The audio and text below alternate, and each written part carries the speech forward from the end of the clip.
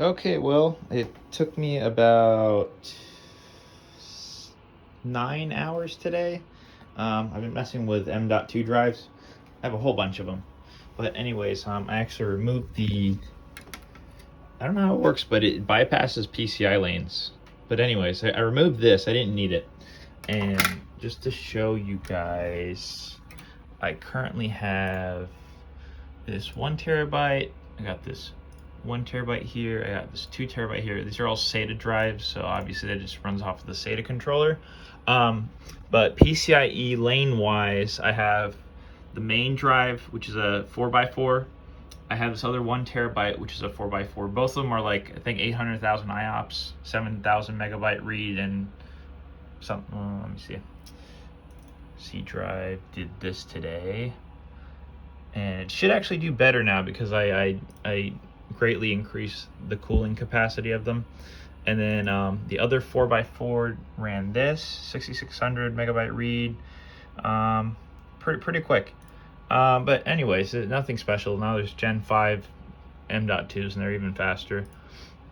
But anyways, the problem, well, I guess the reason I did all of this, even more M.2 drives, and this one too, I think I broke it, but it's supposed to be like a really good one as well. It's a pretty good solid chip, like a 10-watt chip, like 8-core. Yeah, M.2 drives are very confusing, and they run off of PCIe lanes. So this computer, we're at 0 degrees Celsius right now. This computer is a Core i9 12900K. It's a $260 CPU that you can get. This is the stable profile that I have for it. It's 5.4 gigahertz all the time, all core, and 4.3 gigahertz on the E cores. Just to give an explanation of the processing power, because when you're doing data transfers, it actually does require a lot of CPU power. So I'll leave these up, but basically the problem is, and it's kind of low light, but you can see that I have a heat sink on that one. There is one right above there, right under the GPU. There's another M.2, and it's a bigger heat sink, and there's an M.2 right there. So these heat sinks that are black, they're on Gen 4 PCIe lanes.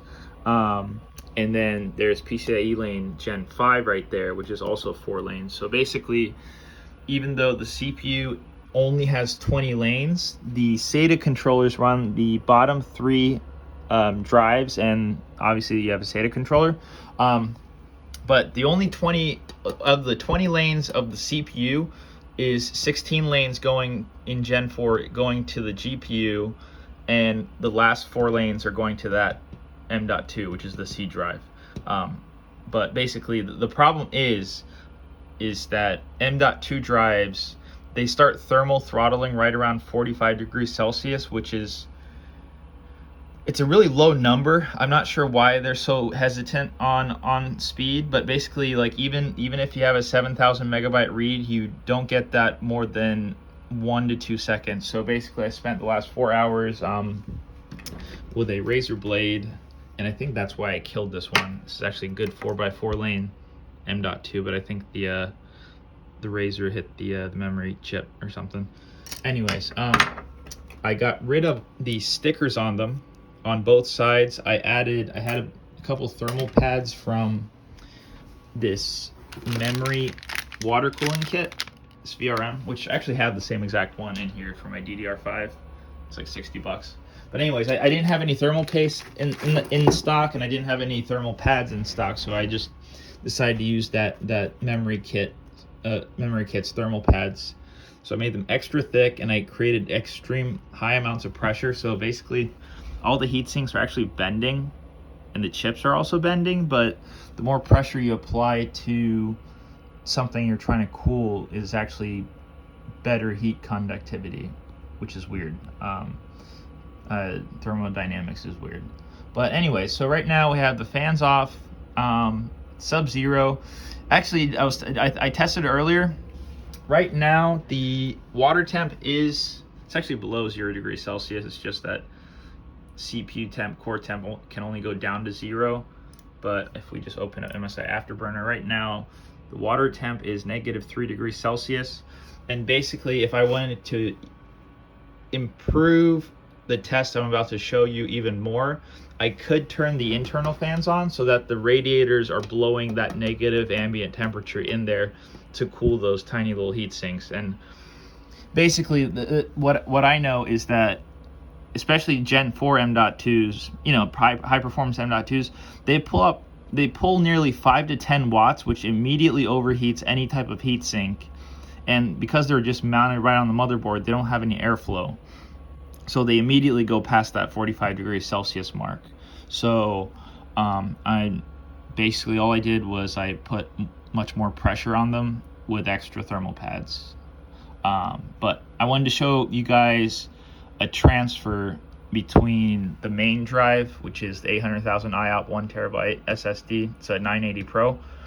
And then the other 800,000 IOP 1 terabyte is like some like generic industry standard Samsung. It's basically the exact same SSD, but we're not going to test that. What we're going to test is a 512 gig 4x4 Samsung SSD, which is like 800,000 IOPS. I think it only has like 4 or 5 cores, and that one has 8 cores.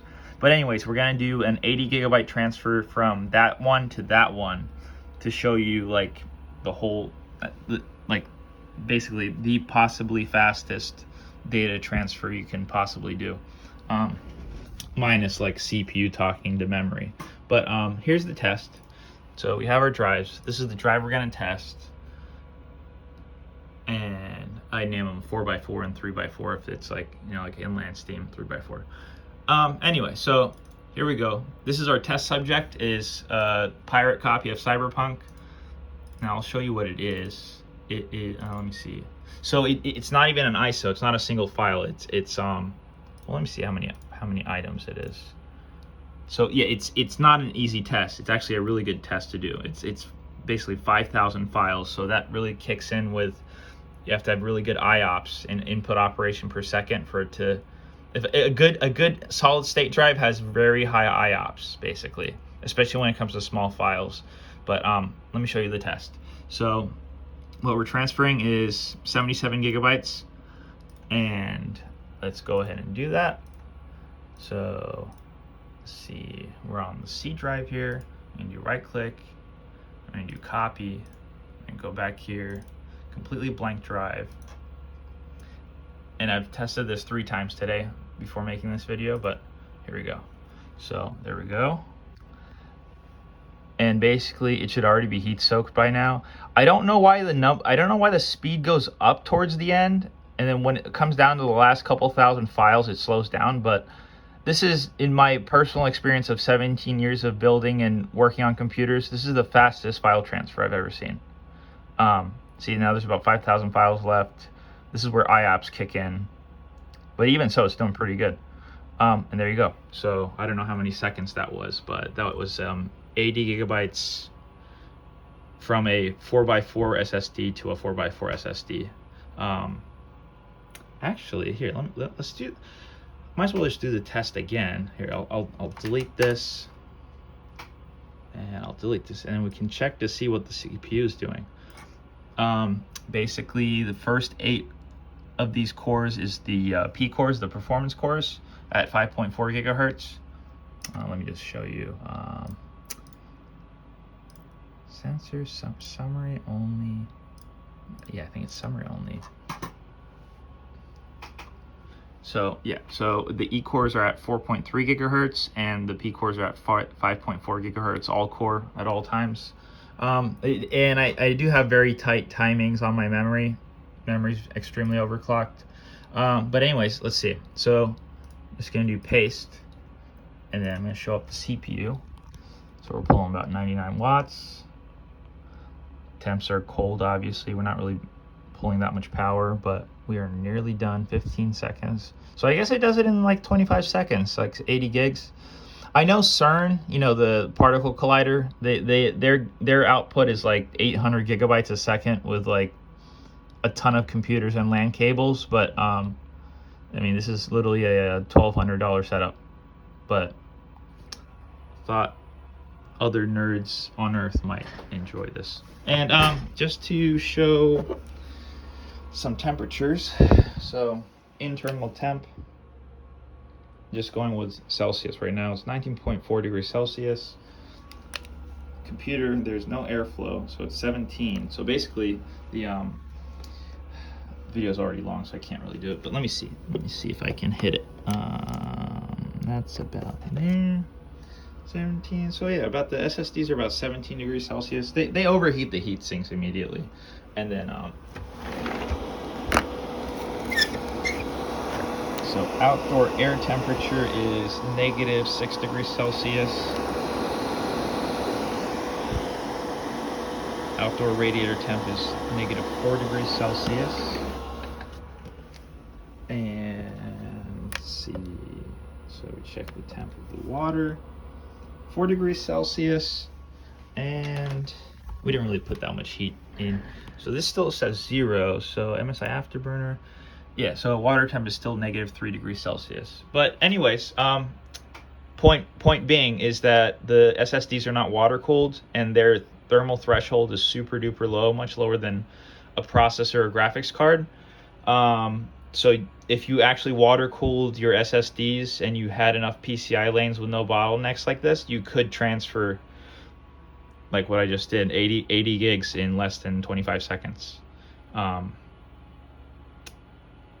Anyways, but I don't know, I just wanted to see if it would actually work today. So thanks for watching.